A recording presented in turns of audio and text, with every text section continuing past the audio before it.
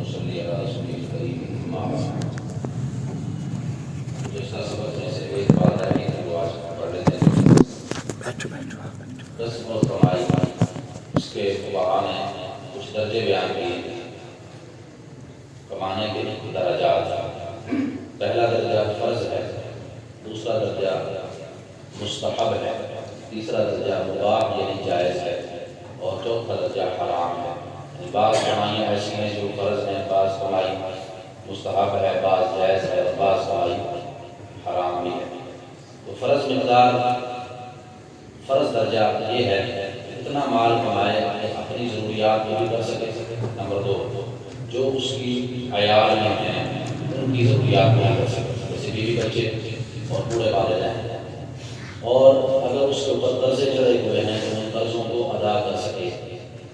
قرضوں کو ادا کرنے کے لیے اپنی اور اپنے بیوی بچوں اور بوڑھے والدین کی ضروریات کو پورا کرنے کے لیے کمانا فرض ہے، ضروری ہے.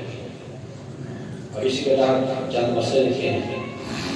ایک مسئلہ تو یہ ہے کہ آدمی اگر فرض سے زیادہ کمائی نہ کرے، جتنی فرض مقدار وصول نہیں کر لے، اس سے زیادہ نہ کرے تو اس کے لیے جائز ہے. فرض کو چھوڑنا جائز نہیں ہے، فرض سے زیادہ کمانا اگر ترک کر دے، چھوڑ دے تو اس کے لیے جائز ہے. دوسرا مسئلہ یہ ہے کہ اگر کسی کے والدین تنگ دست ہیں، محتاج ہوں، ضرورت مند ہوں، تو اولاد پر، بیٹے پر فرض بن جاتا ہے کہ ان کے لیے کمائے اور ان کی ضروریات پوری کرے. جس طرح اپنی بیوی اور اپنے بچوں کے لیے کمانا فرض ہے، اسی طرح والدین اگر حاجت مند ہوں، ضرورت مند ہوں، محتاج ہوں، ان کی ضروریات کو پورا کرنے کے لیے بھی بیٹوں پر فرض ہے کہ وہ کمائے. تیسرا مسئلہ بیان کیا ہے کہ اتنا مال اس نے کما لیا کہ اس کے اپنے اہل و عیال کے لیے کافی بھی ہے اور کچھ ذخیرہ کے طور پر آئندہ کے لیے بھی ہے.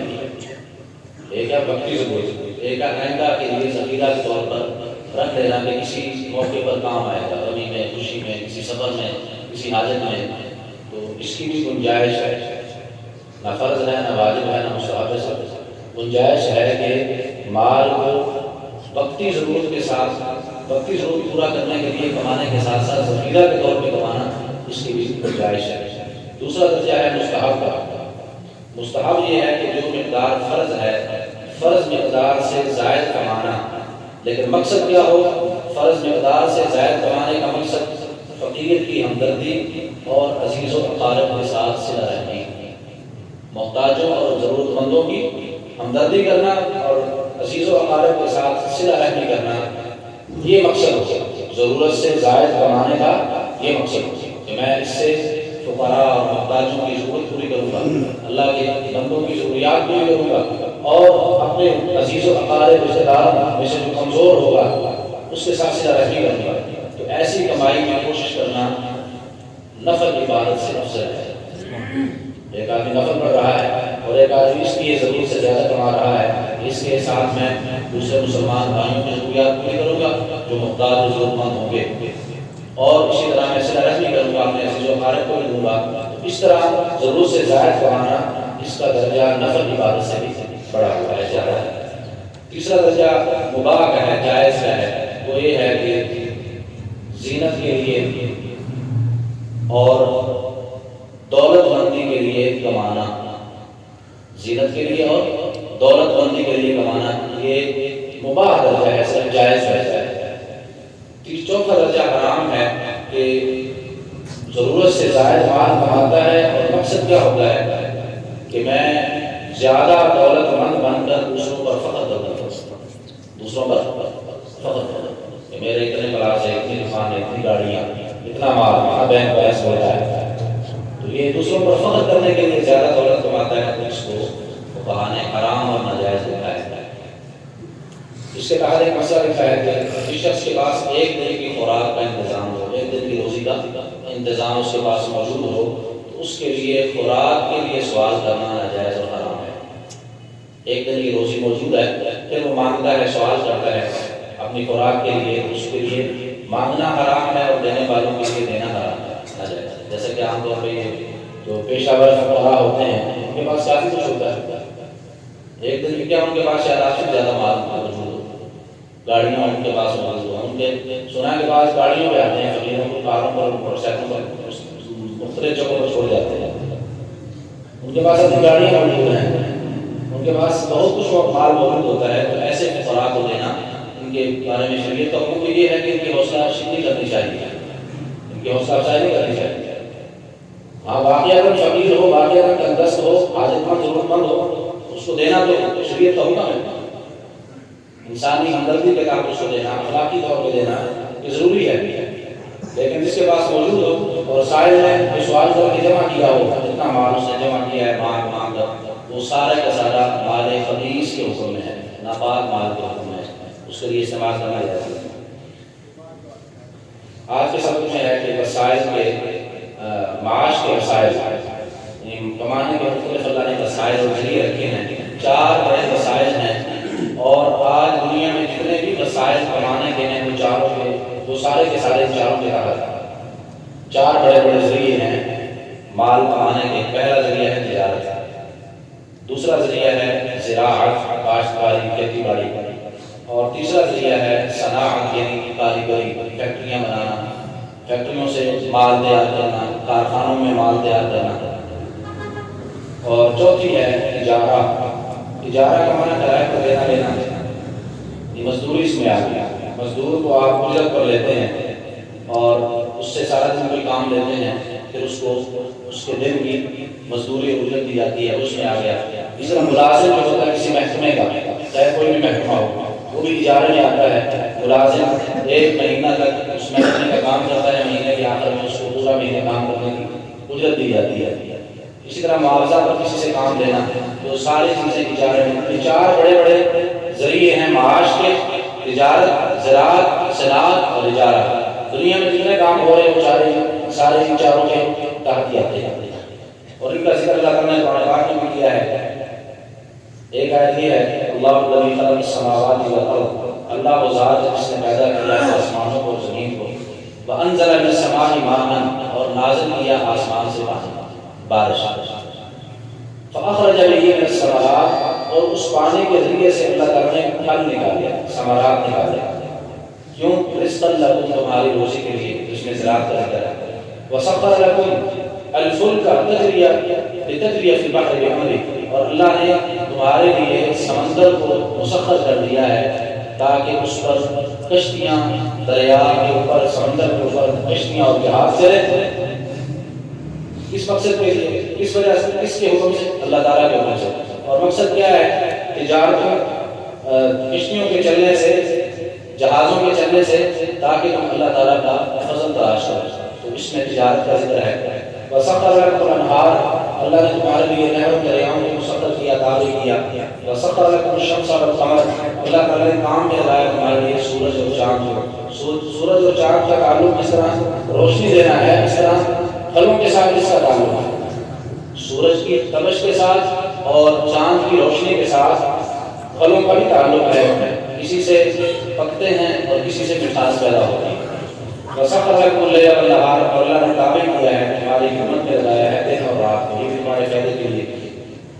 وآتاکم من کل ما سألتموہ، اور اللہ نے تمہیں عطا کیا ہے ہر وہ چیز جو تم نے اس سے مانگی، جس کا تم نے سوال کیا. وَإِن تَعُدُّوا نِعْمَتَ اللَّهِ لَا تُحْصُوهَا، اور اگر تم شمار کرنا چاہو اللہ تعالیٰ کی نعمتوں کو تو تم اس کا شمار نہیں کر سکتے. إِنَّ الْإِنسَانَ لَظَلُومٌ کَفَّارٌ، بے شک انسان بڑا بے انصاف ہے اور ناشکرا ہے. تو اس آیت میں بھی اللہ تبارک و تعالیٰ نے 2 چیزوں کا، تجارت کا اور ایک زراعت کا ذکر کیا ہے. اور وَلَقَدْ مَكَّنَّاكُمْ فِي الْأَرْضِ، دوسری آیت ہے، ہم نے زمین میں تمہیں اقتدار دیا ہے، زمین میں تمہیں ٹھکانہ دیا ہے. وَجَعَلْنَا لَكُمْ فِيهَا مَعَائِشَ، اور ہم نے زمین میں تمہارے لیے اسباب زندگی رکھے ہیں. قلیلا ما تشکرون، تم بہت کم شکر کرتے ہو. تو معائش یعنی اسباب زندگی، زندگی کے یعنی جینے کے اسباب، زندہ رہنے کے اسباب اللہ تعالیٰ نے بنائے ہیں. جتنے بھی مربجہ طریقے ہیں، مثلا تعلیم و تدریس کسی کمانے کا ذریعہ ہے، علاج معالجہ، قضاء عدالت، جج بننا، عدالت والا نظام، درزی کا کام، رسائی والا کام، حجام والا کام، لوہار والا، پڑھائی والا، دھوبی والا، جتنے بھی کام ہیں وہ سارے کے سارے اسی اجارے کے اندر آ جاتے ہیں. اور کون سا ان چاروں میں سے افضل ہے اور بہتر ہے، وہاں اس پر بات کی، اس کی تفصیل آگے مستقل آئے گی. لیکن ایک اصول یہ رہے کہ اپنی ذات کے اعتبار سے ان چاروں ذرائع معاش میں سے کوئی ذریعہ اپنی ذات کے پاس افضل نہیں ہے، بہتر اور اعلیٰ نہیں ہے، سارے برابر ہیں۔ چاروں ذرائع اپنی ذات کے اعتبار سے برابر ہیں، ان میں سے کسی کا افضل ہونا، کسی کا غیر افضل ہونا، یہ اس کا تعلق ہے مخلوق کی نفع رسانی پر اور وقت کے لحاظ پر اور علاقے کے لحاظ پر۔ جس ذریعے سے مخلوق کو زیادہ نفع ہوتا ہو وہ ذریعہ افضل ہو جائے گا۔ جس ذریعے کی زیادہ ضرورت ہے اس وقت میں وہ ذریعہ افضل ہو جائے گا، اور جس علاقے میں جو ذریعہ زیادہ اہم ہے، اس کی ضرورت زیادہ ہے لوگوں کو، وہ اس علاقے میں وہ ذریعہ زیادہ افضل ہو جائے گا، بہتر ہو جائے گا۔ تو چاروں ذرائع برابر ہیں، ان میں کون سا افضل اور بہتر ہے، کون سا اعلیٰ ہے اور کون سا غیر اعلیٰ ہے، اس کا تعلق وقت کے ساتھ ہے، اس کا تعلق علاقے کے ساتھ ہے، اور اس کا تعلق مخلوق کی نفع رسانی کے ساتھ ہے۔ اب مختصر سا تعارف ان چاروں شعبوں کا۔ تجارت کا بھی کچھ ذکر قرآن پاک میں ہے، جیسے احل اللہ البیع، صراحت کے ساتھ اللہ نے فرمایا کہ اللہ تبارک و تعالیٰ نے خرید و فروخت کو حلال قرار دیا ہے۔ تجارت کسی کا نام ہے خرید و فروخت، بیچنا اور خریدنا۔ اور حدیث پاک میں نبی کریم صلی اللہ علیہ وسلم کے فرمان میں بھی تاجر کا نام موجود ہے، تاجر الصدوق الامین، وہ تاجر جو سچا بھی ہو، امانت دار بھی ہو، ان چیز کو بیچتے ہوئے سچ بولے اور اس چیز میں امانت کا خیال رکھے، دیانتی نہ کرے، خیانت نہ کرے۔ ایسا تاجر انبیاء، صدیقین اور شہداء کے ساتھ ہوگا قیامت کے دن۔ تو یہ حدیث میں تجارت کا ذکر ہے۔ اور فقہاء نے لکھا ہے کہ جتنے بھی معاش کے ذرائع ہیں، چار موٹے موٹے ذرائع ہیں، ان چاروں ذرائع میں سے تجارت، زراعت اور صناعت اور اجارہ، ان چاروں میں سے زیادہ اہمیت فالبیع والشراء من اکبر الوسائل، بیع شراء، بیچنا اور خریدنا یعنی تجارت، یہ انسانی زندگی کے وسائل میں سے سب سے بڑا وسیلہ ہے۔ انسانی زندگی کے وسائل میں سے سب سے بڑا وسیلہ تجارت ہے، اس سے تجارت کی اہمیت معلوم ہوتی ہے۔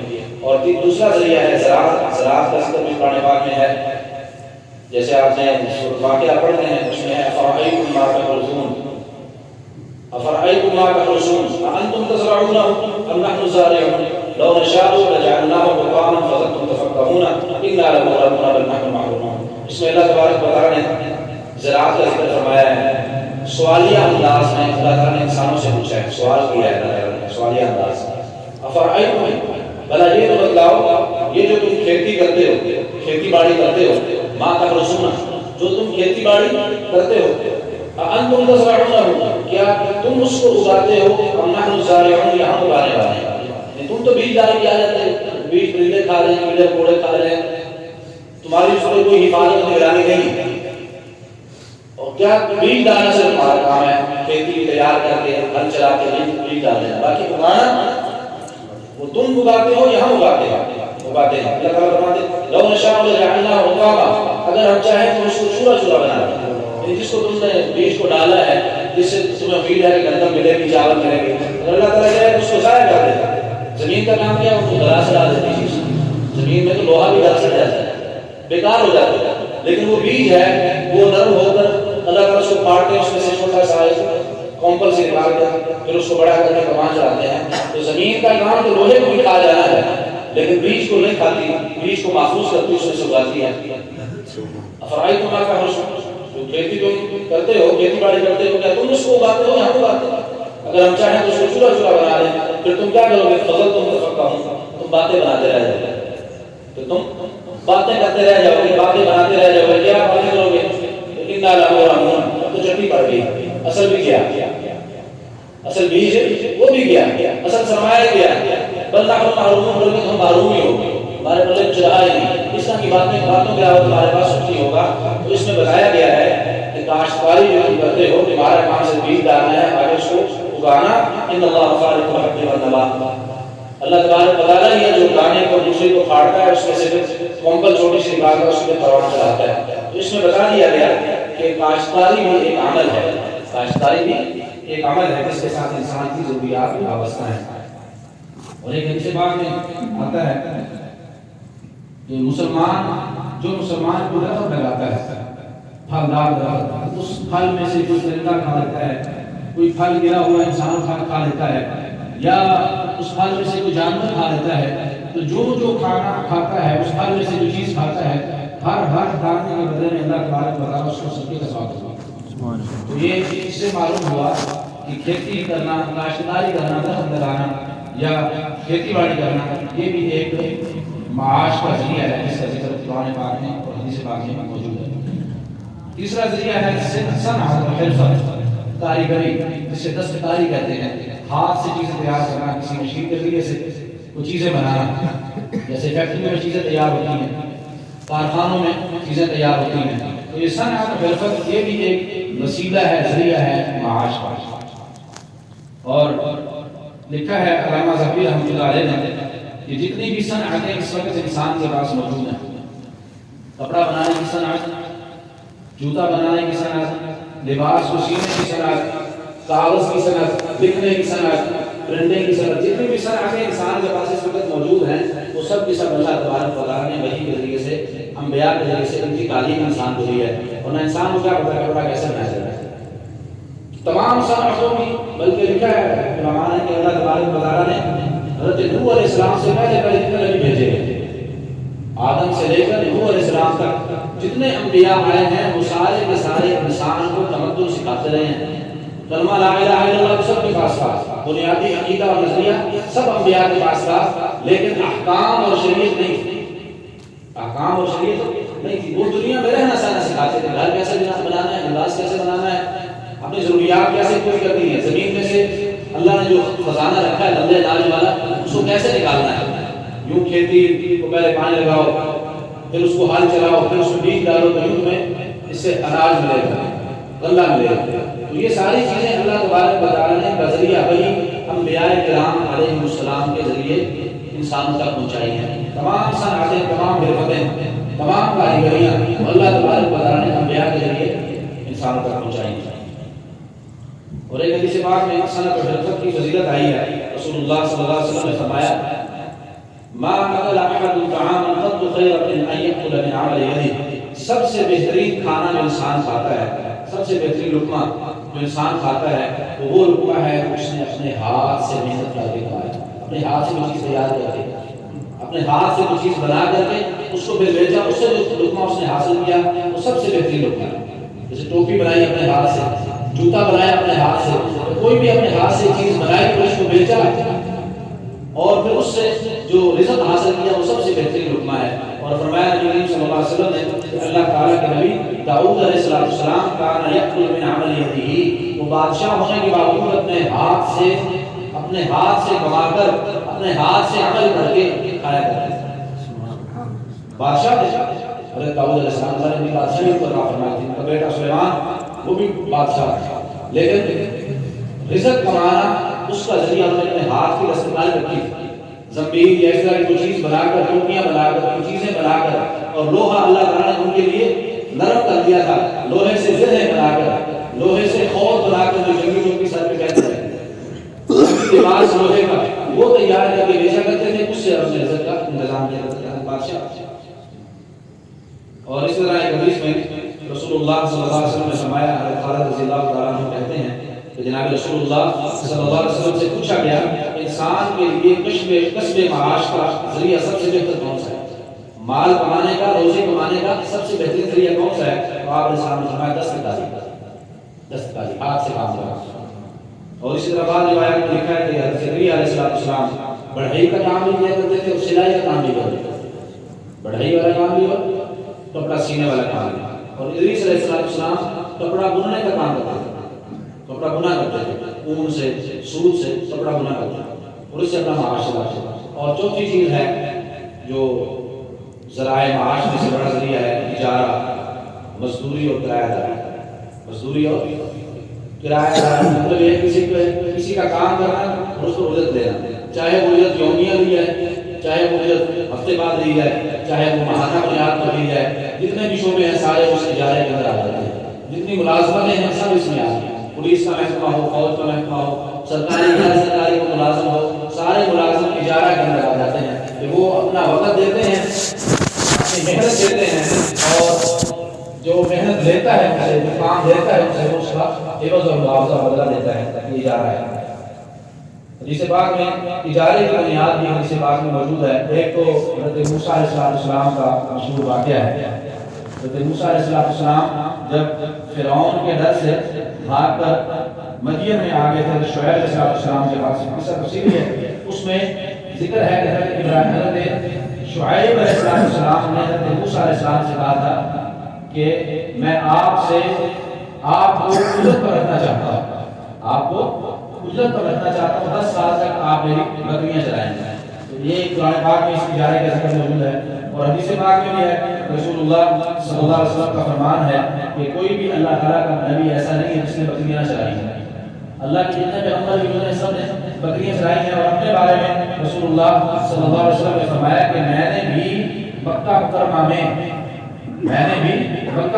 میں مکہ والوں کی بکریاں چرائی ہیں، مکہ اپنی ذاتی نہیں، مکہ والوں کی بکریاں چرائی ہیں چند کی رات پر، چند براریز، چند کی رات، اس وقت درہم کے سکے ہوتے تھے، چند سکوں کے بدلے میں نے بھی مکہ والوں کی بکریاں چرائی ہیں۔ دیکھیں یہ عمل ہے پیغمبر صلی اللہ علیہ وسلم کر رہے ہیں دوسروں کا، بکریاں دوسروں کی ہیں، مکہ والوں کی نبی علیہ السلام چرا رہے ہیں، اور اس کے بدلے میں چند کی رات چند سکے مل رہے ہیں، یہ اجارہ ہے۔ اجارے کی بنیاد بھی قرآن و سنت سے ثابت ہے۔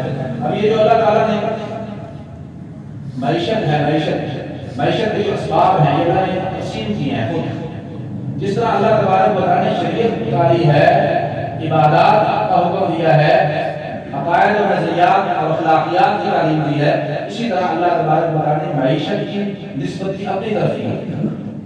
نحن قسمنا بینہم معیشتہم، ہم نے تقسیم کی ہے ان لوگوں کے درمیان ان کی معیشت، ان کی روزی کا سبب، ان کی روزی کے ذرائع ہم نے تقسیم کیے۔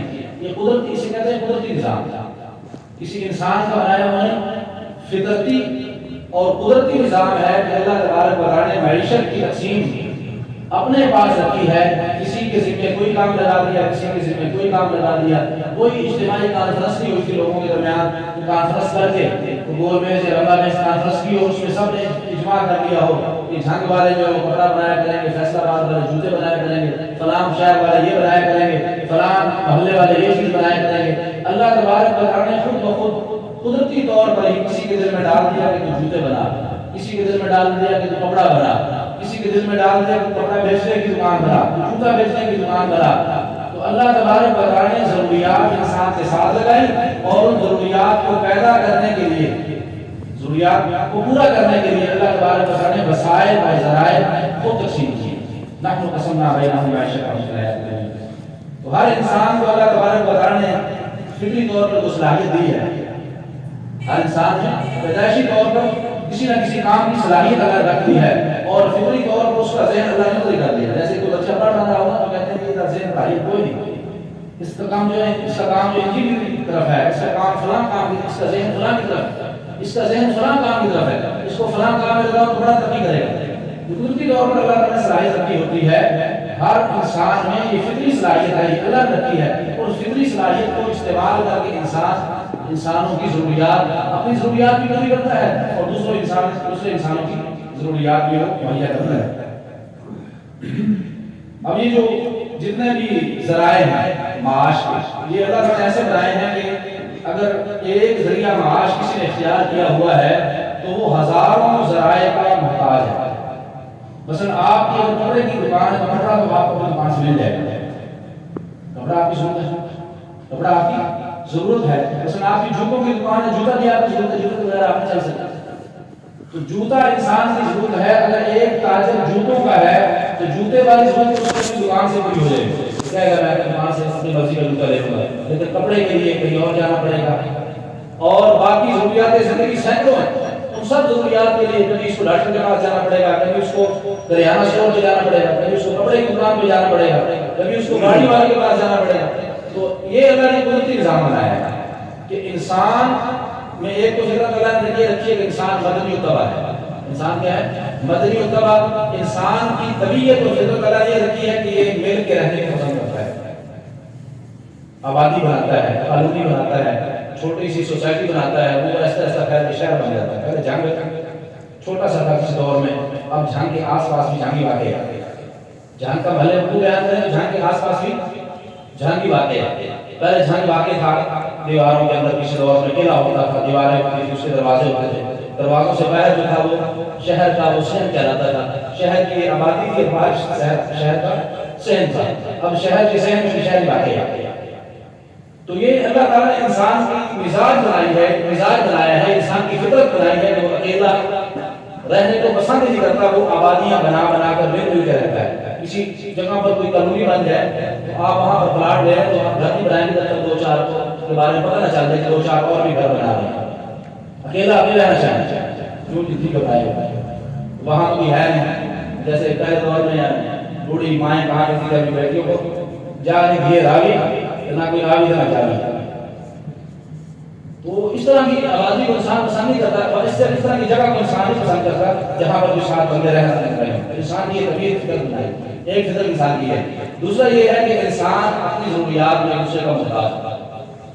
انسان بدنی طبع ہے، مل کے رہنے کو پسند کرتا ہے، آبادیاں بنا بنا کر، رہائشیں بنا بنا کر، کالونیاں بنا بنا کر رہنے کو پسند کرتا ہے۔ الگ الگ ایک جو ہے وہ 1 کلومیٹر پہ گھر ہے، دوسرا گھر 2 کلومیٹر پہ ہے، تیسرا 4 کلومیٹر پہ، ایسا انسان ہی رہتا ہے۔ جہاں بھی انسان رہتے ہیں اکٹھے آبادیاں، محلے، کالونیاں بنا کر رہتے ہیں۔ انسان کی فطرت اور طبیعت۔ تو دوسری بات یہ ہے کہ انسان دوسرے کا محتاج ہے۔ اگر ایک ضرورت میں وہ خود کفیل ہے، مثلا جوتے کی دکان ہے تو جوتے اپنے دکان سے حاصل کر سکتا ہے، لیکن سینکڑوں ضروریات ہیں جہاں اس کو دوسری دکانوں پہ، دوسری جگہوں پہ، دوسرے مارکیٹوں میں، بازاروں میں اس کو جانا پڑتا ہے۔ تو یہ دونوں چیزیں انسان کی فطرت میں داخل ہیں، ان کے بغیر انسان چل نہیں سکتا۔ ایک تو اکٹھا رہنا، دوسرا ایک دوسرے کا محتاج ہونا۔ ایک آدمی کی زندگی کا نظام چلانے کے لیے 10 جگہوں سے اس کو جانا پڑے گا، 10 جگہوں سے اس کو اپنی ضروریات اٹھا کے اپنے گھر مہیا کرے گا، پھر وہ زندگی گزار سکتا ہے۔ کہیں سے آٹا، کہیں سے دالیں، کہیں سے چاول، کہیں سے فلاں چیزیں اٹھائیں، گھر میں مہیا کی، اب وہ زندگی گزارے گا۔ اور ان سب چیزوں کو حاصل کرنے میں دوسروں کا محتاج ہے۔ تو ایک انسان مل کے رہتا ہے، دوسری بات انسان ایک دوسرے کا محتاج ہے۔ اسی کا نام ہے طلب و رسد۔ اسی کا دوسرا نام کیا ہے؟ ایک دوسرے کے محتاج ہونے کا۔ اسی قانون کو آج کے نظام معیشت میں کہا جاتا ہے طلب و رسد کا نظام، ڈیمانڈ اینڈ سپلائی۔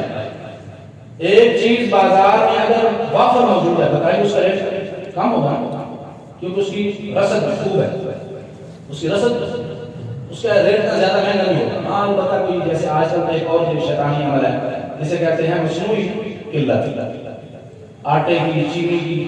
چینی پاکستان میں اتنی بنتی ہے کہ شاید نہ ہو، چینی بنتی نہیں، بہت زیادہ بنتی ہے، لیکن مصنوعی قلت کر دی جاتی ہے، شارٹ ہو گئی، بلیک مارکیٹ میں چلی گئی، اجارہ داروں نے اس پر کنٹرول کر قابو کر کے اس کو چھپا لیا۔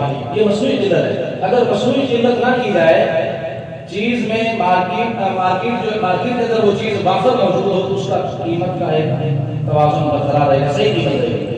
لیکن جیسے جو چیز کم ہونا شروع ہوگی، چیز کم ہونا شروع ہوگی، قیمت بڑھنا، کہا جاتا ہے کہ رسد کم ہے، طلب زیادہ ہے۔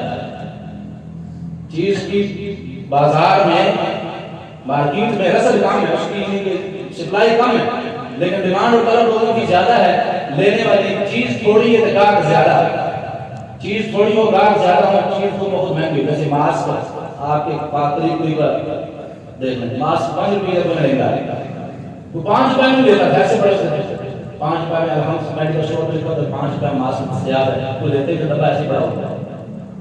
اور جب وہ ضرورت زیادہ بڑھی، اب 20 روپے میں لینا مشکل ہو گیا۔ تو یہ ہے طلب و رسد کا نظام، طلب و رسد کا نظام۔ تو یہ قدرتی نظام ہے کہ بندہ دوسرے بندے کا محتاج ہے، یہ اللہ نے خود نظام بنایا تھا۔ جب دیکھتے ہیں کہ آج سردیاں شروع ہو رہی ہیں تو مارکیٹ جو کارخانے والے ہیں، فیکٹریوں والے، کارخانوں والے، وہ گرم مال بنانا شروع کر دیتے ہیں۔ کیوں؟ اس کی طلب بڑھ گئی۔ اب اس کو فیکٹری والے کو آرڈر نہیں کیا ہوگا کہ جھنگ کے جو شیخ روڈ والے سارے آرڈر جو ہے وہ ایک فیکٹری والے کر رہے ہیں، تو فیکٹری والا دھڑ دھڑ بنایا جا رہا ہے۔ کیوں؟ اس کو پتا ہے کہ وہ سب دینے کے لیے ادھر آئیں گے، کہ وہ ہمارے محتاج ہیں۔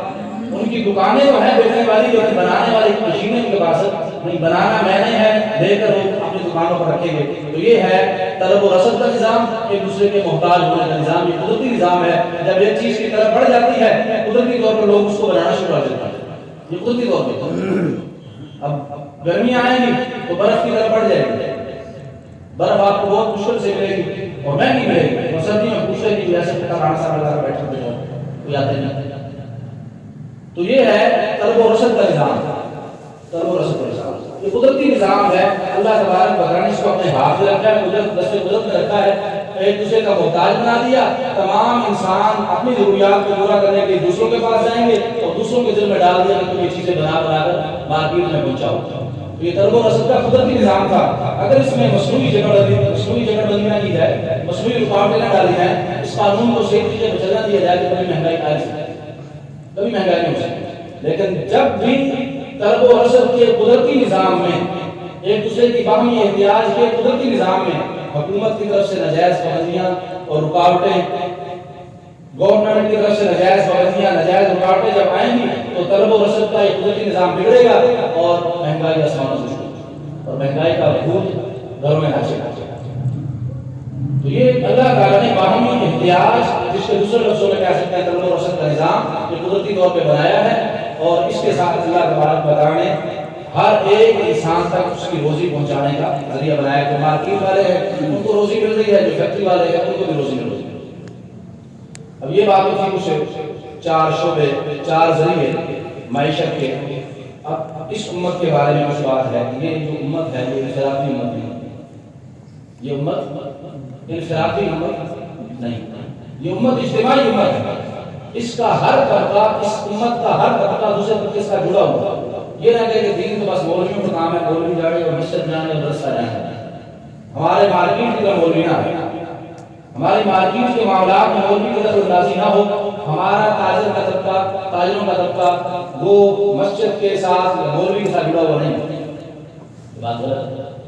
مسلمان تاجر کی تجارت، شعبہ تجارت بھی دین کے ساتھ جڑا ہوا ہے. یعنی زندگی کا کوئی شعبہ بھی ہو، زندگی کا کوئی شعبہ بھی ہو، وہ دوسرے کے ساتھ مربوط ہے، جڑا ہوا ہے، اس کا تعلق ہے. یہ امت اجتماعی امت ہے. نعمان بن بشیر رضی اللہ تعالیٰ عنہ صحابی ہیں، وہ روایت کرتے ہیں کہ رسول اللہ صلی اللہ علیہ وسلم نے فرمایا کہ ایمان والوں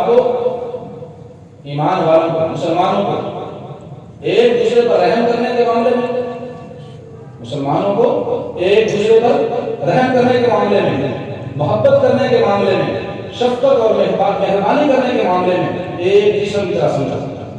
ایک سارے مسلمانوں کو آپ صلی اللہ علیہ وسلم نے ایک جسم کی مانند قرار دیا ہے. اب آپ کے سر میں درد ہو تو کیا کہیں گے؟ کیا سر میں درد ہے، باقی جسم ٹھیک، کوئی تو شاید بھی نہیں کرے. کیا کریں گے؟ کبھی بلڈ پریشر چیک کروائیں گے، کبھی بینڈ رکھائیں گے، کبھی کیا کریں گے؟ بھاگنے کریں گے، کیونکہ سر بھی ایک جسم کا حصہ ہے. ایک بازو میں ٹانگ میں تکلیف ہو جائے پورا جسم بے چین بے قرار ہو جاتا ہے، آپ کی کوشش کرتا ہے. اسی طرح جس طرح انسان کے ایک جسم کے ایک عضو میں تکلیف ہو تو پورا جسم بے چین ہو جاتا ہے، بے قرار ہو جاتا ہے، نیند اڑ جاتی ہے. اسی طرح تمام مسلمان ایک وجود کی طرح ہے. تمام مسلمان ایک وجود کی طرح ہے. جس طرح انسان اپنے جسم کا دھیان رکھتا ہے، اپنے جسم کے ساتھ مہربانی اور شفقت والا معاملہ کرتا ہے، اپنے جسم کی خیر خواہی کرتا ہے، اسی طرح باقی مسلمانوں کے ساتھ خیر خواہی کرنا یہ مسلمانوں کے ساتھ ایک جسم کی طرح ہے. اس لیے اگر مسلمانوں کا ایک طبقہ وہ کہتا ہے کہ ہمیں دین پر آنے کی ضرورت نہیں ہے، ہم اپنے معاملات میں دین کے پابند نہیں ہیں، ہم اگر اس اپنے معاملے میں دین پر عمل ہم نے نہ بھی کیا تو کوئی مسئلہ نہیں ہے. یہ بات بتا، کوئی مسئلہ نہیں، بہت بڑا مسئلہ. اس امت کے ایک ایک فرد کا، ایک ایک طبقے کا، ایک ایک فرد کا دوسرے فرد کے ساتھ تعلق ہے، ایک ایک طبقے کا دوسرے طبقے کے ساتھ تعلق جڑا ہوا ہے. ایک طبقے کی بہتری باقی طبقات کی بہتری ہے، ایک فرد کی بہتری باقی افراد کی بہتری ہے. ایک مشہور حدیث ہے، آپ نے سنا ہوگا، رسول اللہ صلی اللہ علیہ وسلم نے فرمایا کہ جو قوم ناپ تول میں کمی کرتی ہے، ڈنڈی ماری. ناپ تول میں کمی کرنا ایک چلاکی بن گیا، بڑا چلا کر ڈنڈی ماری. 1 کلو 3 پاؤ تھا اور اس کو 1 کلو بنا کر بیچ دیا. جس نے گوشت والے پھٹے جا کے سے پوچھا میں نے بھائی سنا تھا ایک کے ساتھ میرا واسطہ پڑا کہتا ہے کچھ 40 روپئے بعد دے دو قاری صاحب اور پورا دے سکتے کمال نہیں کرتے. ریٹ لگا ہوا تھا 190 تھا 180 گرام کلو مرغا. تسی بس 20 کے 4 روپئے بعد دے دو پورا دے سکتے. کیا گھنٹی بات ہے سر کہتے ہیں مجبوری ساری. دیکھو جی ماپ طور میں کمی کرنا اپنی مجبوری بتا رہے ہیں, جھوٹ بولنا اپنی مجبوری بتا رہے ہیں. یہ رزق کو حرام کرنے والا ہے. اور نبی کریم صلی اللہ علیہ وسلم نے فرمایا جو قوم ناپ طور میں کمی کرتی ہے اس کا اثر صرف اسی قوم پہ نہیں پڑتا, اس کا اثر پوری انسانیت پر پڑتا ہے کہ اللہ تعالیٰ بارشیں روک دیتے ہیں. اب بارش روک گئی تو حیوانات, جمادات, نباتات, کسانوں کے بھی حال بن رہے. کسانوں کا بارش نہیں ہوگی تو پانی کہاں سے آئے گا؟ نہریں خشک ہو جائیں گی, دریا خشک ہو جائیں گے, قحط سالی کو اللہ مسلط کر دیں گے, زمین دانا نہیں پائے گا. دیکھو بدعملی ایک طبقے کی ہے جو ناپ تول میں کمی کر رہا ہے, اس سے متاثر پوری امت ہو رہی ہے, پوری انسانیت ہو رہی ہے. بارش بند ہوگی, قحط سالی اللہ نے پیدا کر رہا ہے. کسی نے سیاست دان تھا نا گزرا مرحوم آن جہانی, جس نے سوال کر دیا کہ بارشیں نہیں ہو رہی, گندم نہیں ہوگی, اگے گی تو روٹی کہاں سے کھانی؟ کہتے میری قوم مصر کھاک گزارتا ہے. اللہ کے بندے جب گندم جائیں گے مصر نہ کھاک سے بنے مٹی سے بنے. تو اللہ تبارک و تعالیٰ بارش جب بند کرتے ہیں تو روزی مکمل بند ہو جاتی ہے, کوئی چیز مارکیٹ میں آ نہیں سکتی. بارش کے ساتھ اللہ رزق کو جوڑا ہے. اللہ نے بارش کو رزق کہا ہے, انزل لکم من السماء رزقا. کہیں اللہ نے ماءً بھی کہا ہے, ماءً بھی کہا ہے, اللہ نے تمہارے پر آسمان سے پانی برسایا, اور اللہ نے رزقاً بھی کہا ہے, اس پانی کو اللہ نے رزق بھی کہا ہے. یہ تمہاری روزی کا ذریعہ ہے, یہ پانی جو ہم اتارتے ہیں تمہارا رزق ہے, تمہاری روزی ہے, اس کے ذریعے سے تمہاری ضروریات پوری ہوتی ہیں. تو دیکھو ایک طبقہ بدعنوانی کر رہا ہے, برائی کر رہا ہے, اس کا اثر باقی طبقات پڑ رہا ہے, امت اجتماعی. اور ایک اور حدیث آپ نے سنی ہوگی کہ رسول اللہ صلی اللہ علیہ وسلم نے فرمایا کہ ایک جس گھر میں بے نمازی ہوتا ہے, بے نمازی, ایک بے نمازی جس گھر میں موجود ہو اس کی نحوست 40 گھروں تک بڑھتی ہے. غزالِ امام نے حدیث پڑھی ہوگی, سنی ہوگی. 40 دیکھو نماز ایک آدمی چھوڑ رہا ہے, وہ کہتا ہے یہ تو میرا ذاتی مسئلہ ہے, تو پرائیویٹ مسئلہ, میرا ذاتی مسئلہ ہے, میں نماز پڑھوں کیا ہوگا, کیا نہیں ہوا. تو ایک فرد اس امت محمدیہ کا ہے, کچھ ایک فرد کا تعلق کئی افراد کے ساتھ ہے, ایک طبقے کا تعلق طبقات کے ساتھ ہے, فرد کا تعلق افراد کے ساتھ ہے. اس لیے ضروری ہے کہ امت کے ہر طبقے کو دین پر لایا جائے. اس امت کی کامیابی کیا ہے, اس امت کی نجات کس میں ہے کہ اس امت کا ہر طبقہ دین پر آئے. اس امت کا ہر طبقہ دین پر آئے گا تو دین 100% زندہ ہوگا تو کامیابی ہے. اگر اس امت کا ایک طبقہ گمراہی میں ہے, باقی 99 طبقات امت کے دین پر ہیں, ایک طبقہ گمراہی میں, باقی 99% امت دین پر عمل کر رہی ہے, صرف ایک طبقہ وہ دین سے ہٹا ہوا ہے. تو نقصان صرف اس طبقے کا نہیں ہوگا, 99 طبقے بھی سے متاثر ہوں گے. اس لیے ہر شعبہ زندگی میں دین کو زندہ کرنا ہے, ہر شعبہ زندگی میں دین سیکھنا ہے. اللہ تبارک و تعالیٰ ہر شعبہ زندگی میں دین کو زندہ کرنے کی اور سیکھنے کی. آمین.